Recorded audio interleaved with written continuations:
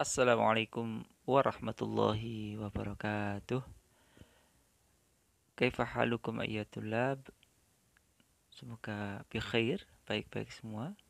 Saya Pak Ibnu Mundir, Man 1 Kota Malang, akan memandu belajar tentang naat atau sifat sebagai materi bab 1 kelas 12 semester 1 ini. Mari kita awali materi ini, belajar ini dengan bacaan basmalah. Bismillahirrahmanirrahim.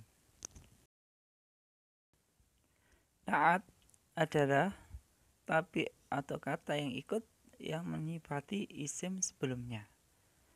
Naat bisa disebut juga sifat karena memiliki makna sifat. Contohnya yang pandai, yang mulia, yang soleh atau yang baik.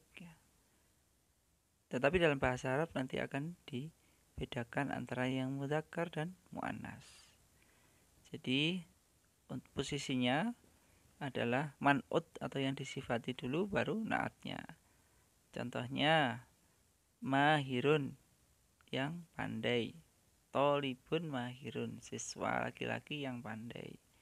Untuk perempuan mahiratun siswi yang pandai, tolibatun mahiratun.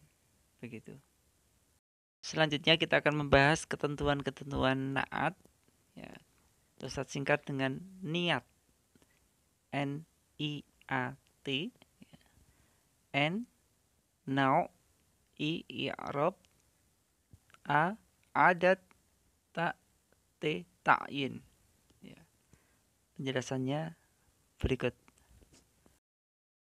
Ketentuan yang pertama, naat harus mengikuti man'utnya dari sisi nau atau jenis, mudzakkar, muannasnya. Contohnya tolibun mahirun, seorang siswa yang pandai. Jadi kata mahirun itu sebagai naatnya, dia mengikuti tolibun. Contoh kedua, tolibatun mahiratun, seorang siswi yang pandai. Ketika tolibatun muannas, maka naatnya ikut ada tak marbutohnya.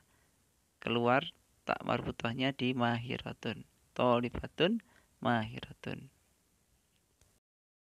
Ketentuan yang kedua, naat harus mengikuti i'rab atau bunyi akhir man'utnya. Marfu, u, un, atau nasab, an, atau a, atau jar, i, atau in. Contohnya ketika marfu, roja'a tolibun mahirun, seorang siswa yang pandai telah kembali. Yang kedua, untuk yang posisi nasab atau mansub, ra'aitu toliban mahiron, saya melihat seorang siswa yang pandai. Ketika posisi i'rab tolib sebagai nasab, sebagai maf'ul bih an, maka naatnya ikut an. Kemudian contoh yang ketiga, dhahabtu ma'a tolibin mahirin. Setelah ada ma'a, tolib jadi kasroh atau kasrotain, maka naatnya ikut kasrotain juga. Tolibin mahirin. Demikian. Ketentuan nomor 3, naat harus mengikuti man'utnya dari sisi adat atau jumlah. Jumlah mufrad 1, musanna 2, dan jamak lebih dari 2. Contohnya yang mufrad, roja'a tolibun mahirun, seorang siswa yang pandai telah kembali. Kemudian contoh kedua yang musanna, roja'a tolibani mahironi, tolibani dua orang siswa yang pandai telah kembali. Ketika tolibani ada alif nunnya sebagai tanda musanna, maka naatnya ikut ada alif nunnya juga. Contoh ketiga yang jamak, roja'atul labun mahiruna, para siswa yang pandai telah kembali. Ketika yang disifati tulab jamak, maka naatnya ikut jamak mahiruna. Demikian. Ketentuan yang keempat dari naat yaitu mengikuti man'utnya dari sisi ta'yin atau kejelasan, nakiroh atau ma'rifatnya.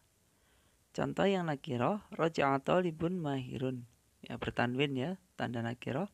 Seorang siswa yang pandai telah kembali. Contoh kedua yang ma'rifat, roja'a talibu al-mahiru. At-talib ada alif lamnya, maka naatnya al-mahir juga ada alif lamnya.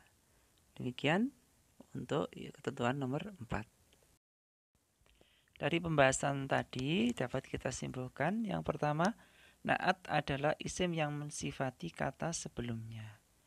Yang kedua, naat mengikuti man'utnya dalam 4 hal.